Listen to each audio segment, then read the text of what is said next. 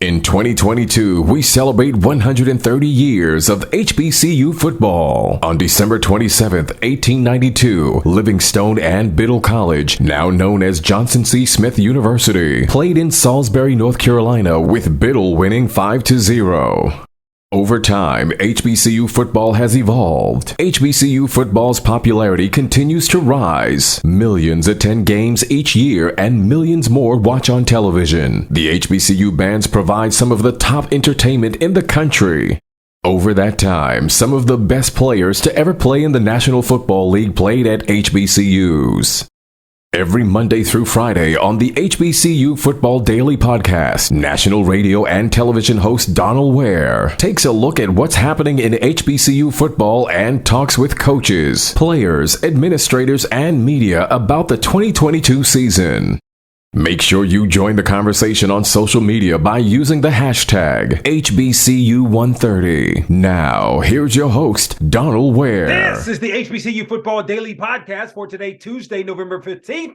I'm Donald Ware, Takeaway Tuesday on the HBCU Football Daily Podcast. A couple of takeaways. First of all, let's start here, and we're going to take a look at the coaches and HBCU coaches and media polls, which were released on Monday. I mean, no surprise that Jackson State remains number one at 10-0 now on the season and already clinched its spot in the SWAC championship game. So no surprise there. In the coaches poll, Florida A&M, North Carolina Central, North Carolina A&T remain 2, 3, and 4. Southern moves into the top 5 spot at number 5, moving up one spot from last week. 6 through 10 looks like this: Prairie View A&M, Alabama State, Texas Southern, Alcorn State, and Howard.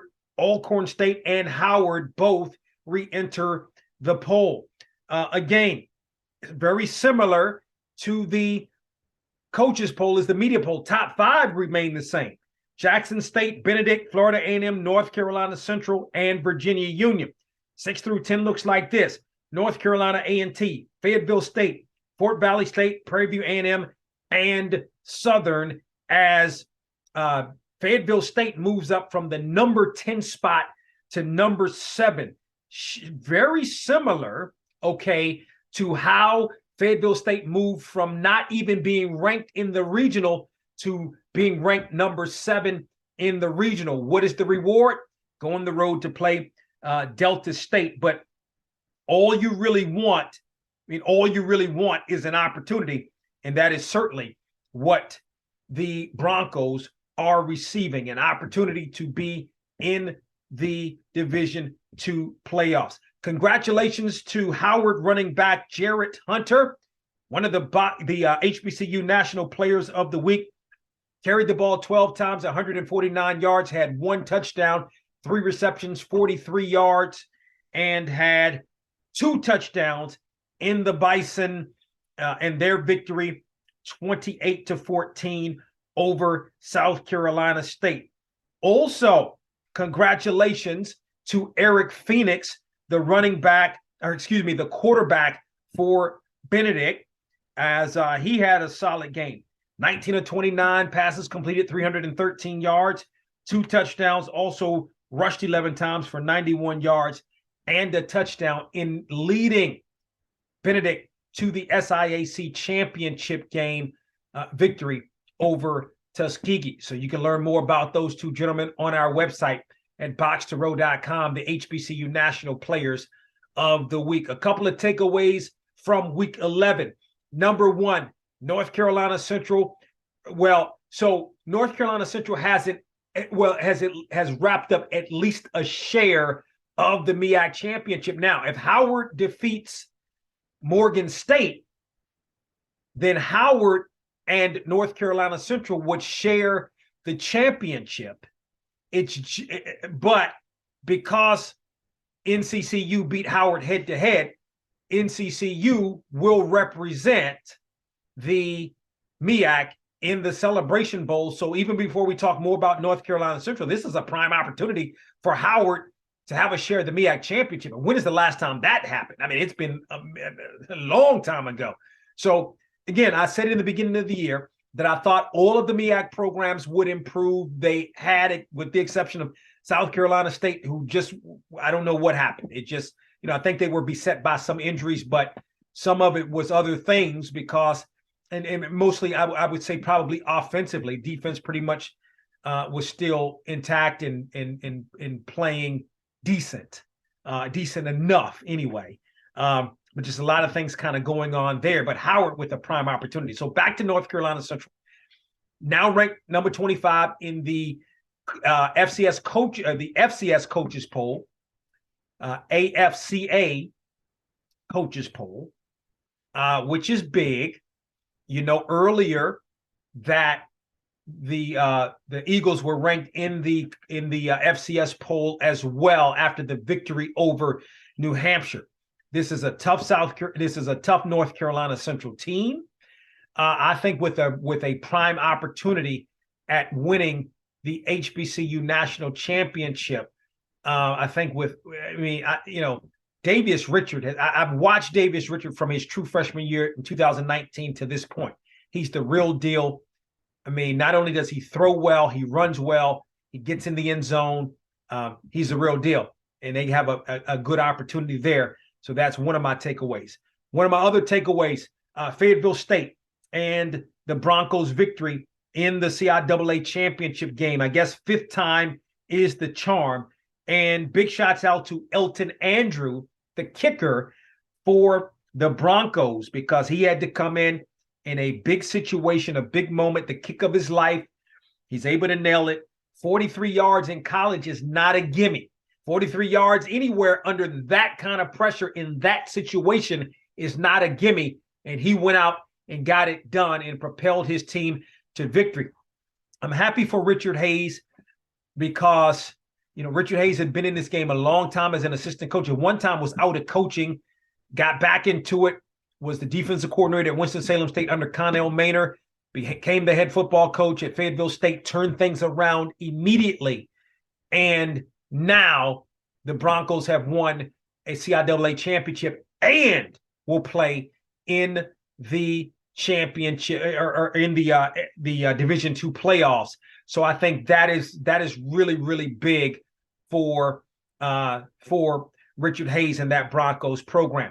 Another takeaway, Texas Southern is a big win, 41-7 over Grambling, because Texas Southern still has an outside shot at the championship. Now, Prairie View A&M controls its own destiny right now in terms of that Western Division crown in the SWAC and the right to play Jackson State in the championship game. But, you still have Southern that's right that's there. You still have Texas Southern that's there. I just don't see where Prairie View A&M is going to lose to Mississippi Valley State on Saturday. But that Western Division, but I like what Texas Southern is doing. I like what Coach McKinney is doing, high-powered offense. Andrew Body as his quarterback's been good. So, Texas Southern is doing some things. May not be Texas Southern's year this year to play for the SWAC championship, but I think he's got that program kind of going in the right direction. So that's also one of my takeaways from week 11 in HBCU football.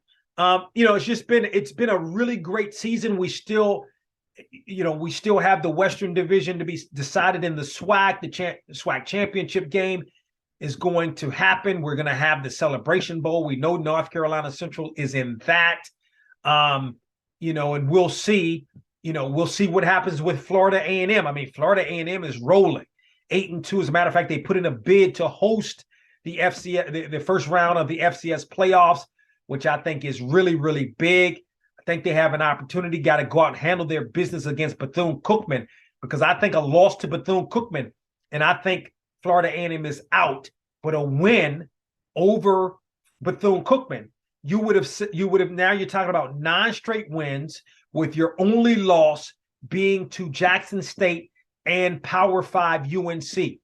I don't see how the committee could keep Florida A&M out of the playoffs with that kind of resume. 9 straight victories, of course, provided that the Rattlers defeat Bethune-Cookman. And that's no easy task. I mean, Florida A&M is, as Willie Simmons said on the call today, on the call on Monday, appropriately, we've been favored in the 3 previous games and lost 2 of the last 3 games, right? So this is a rivalry, and Bethune-Cookman can put points on the board. That's the thing about it. Like, they can put points on the board. So this is definitely of concern for Florida A&M, but I think a victory would mean that the Rattlers would be in the FCS playoffs.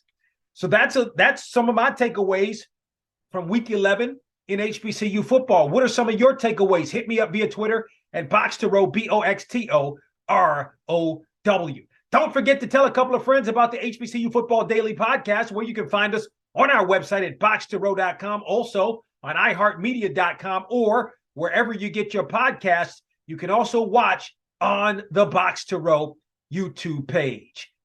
Talk with you tomorrow. We hope you enjoyed this episode of the HBCU Football Daily Podcast. You can also listen to the podcast at BoxToRow.com, iHeartMedia, or wherever you get your podcasts. Don't forget to get your HBCU football fix on Box to Row with Donald Ware each weekend on the radio station near you, and on SiriusXM on HBCU, Channel 142, and on ESPNU Radio on SiriusXM, Channel 84. Follow us on Twitter and Instagram at Box to Row for the latest in HBCU football, and don't forget to tell a friend.